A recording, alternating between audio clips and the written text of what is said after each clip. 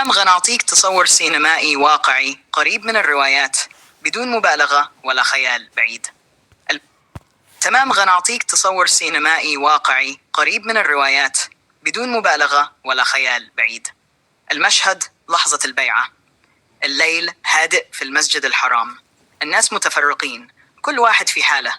رجل بسيط جالس وحده، وجهه عادي، ما في حتى شيء يلفت الانتباه. هذا هو المهدي المنتظر، لكن هو نفسه ما كيسعاش لهذا. البداية: يجي واحد رجل ينظر إليه طويلا، ثم يقول بصوت منخفض: أنت هو. الرهدي يجاوب بهدوء: أخطأت. التجمع شوية بشوية كي يتجمعوا ناس آخرين، كلهم عندهم نفس الإحساس، نفس اليقين. واحد منهم يقول: نحن نعرفك ولو لم تعلن. المهدي يبدأ يحس بثقل الموقف، ليس خوف ولكن مسؤولية كبيرة. التردد يتراجع خطوة، يقول: أنا رجل مثلكم، لست كما تظنون. لكنهم يقتربون أكثر، ليسوا غاضبين بل مطمئنين.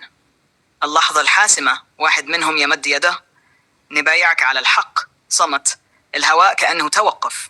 المهدي ينظر حوله، يرى الإصرار، يرى الصدق. يغلق عينيه لحظة وكأنه يستوعب الأمر في داخله. القبول يفتح عينيه، ليس في صدمة بل هدوء ثقيل. يمد يده ببطء وتبدأ البيعة. المعنى الحقيقي ما كاينش صدمة مفاجئة، بل تواضع، تردد طبيعي، ثم قبول المسؤولية.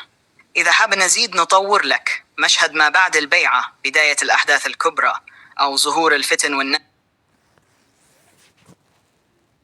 السؤال ديالك مهم، والجواب باختصار: ما كاينش نص ديني صريح يقول إن المهدي المنتظر يصدم أو كيفاش بالضبط كيكون شعوره لحظة معرفة أنه المهدي. لكن نقدر نفسر لك بناء على ما ورد في الأحاديث والمعاني العامة. كيف يعرف المهدي؟ في بعض الروايات ما كيخرجش يعلن بنفسه أنا المهدي. الناس هم اللي كيبايعوه، خصوصا في مكة. كي توصف أنه رجل صالح عادي قبل ذلك. وش ممكن يتفاجأ؟ نعم، ممكن يكون في نوع من الاستغراب أو التردد في البداية، لأنه ماشي شخص كيسعى للسلطة، بل إن بعض الروايات كتبين إنه ما كيبغيش يتحمل المسؤولية بسرعة. لكن ما كاينش دليل إنه صدمة قوية أو خوف بطريقة سلبية، بل أقرب إنه تواضع وثقل المسؤولية.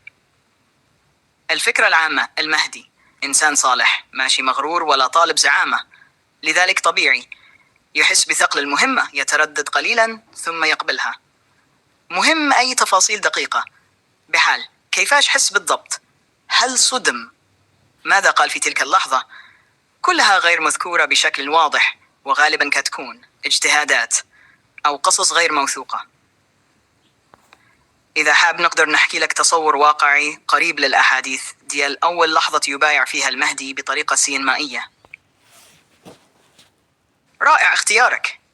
غادي يدمج القصة ديال العين الكبرى مع لحظة ظهور المهدي المنتظر بشكل سينمائي وغامض.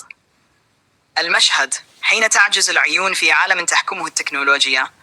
العين الكبرى كانت كتشوف كل شيء: كاميرات، أقمار صناعية، أنظمة ذكية، حتى الأفكار كانت قريبة تحلل. الناس فقدوا الخصوصية، لكنهم اعتادوا على ذلك. الخلل: فجأة يظهر فراغ في النظام، نقطة سوداء وسط ملايين البيانات. النظام يرسل تحذير: open quote كيان غير قابل للرصد close quote. المهندسين صدموا: كيفاش كاين شيء، حاجة ما كتتشافش. البحث بدأوا يتبعوا المسار، كل ما اقتربوا الأجهزة كتعطل، الشاشات كتضوي ثم كتطفى، البيانات كتتشوه.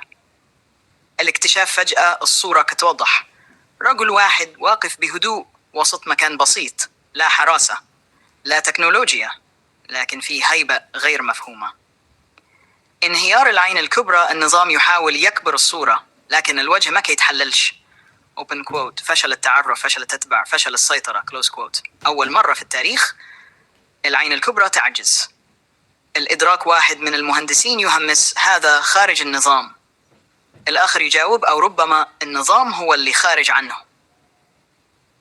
اللحظة الحاسمة: النظام يحاول آخر محاولة، يركز كل قدرته عليه، لكن بدل ما يكشفه النظام كامل ينهار. الشاشات كتطفى، العيون الإلكترونية تموت ويبقى فقط النور. النهاية: الناس يخرجون للشوارع أول مرة بلا مراقبة، وفي مكان بعيد نفس الرجل يمشي بهدوء. رمز للمهدي المنتظر، المعنى العميق، العين الكبرى.